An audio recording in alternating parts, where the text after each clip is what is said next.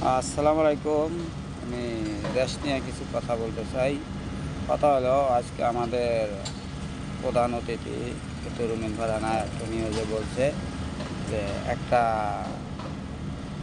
চ্যানেলে বলছে যে নির্বাচন, জাতীয় নির্বাচন। এ দেশে নির্বাচন তো হয় নাই, বাংলাদেশে জাতীয় কোনো নির্বাচন হয় নাই। এবং পৌরসভা কন, আপনি ইউনিয়ন পরিষদ কন, 14 সালের আগে যে নির্বাচন হয়েছে এটাও সঠিক।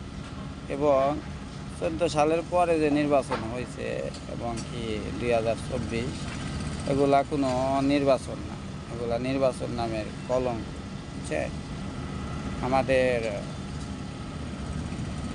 আপা যে কথাটা বলছে তার সাথে আমি একমত। তার জন্য যে আমাদের দেশে কোনো নির্বাচনই হয় না।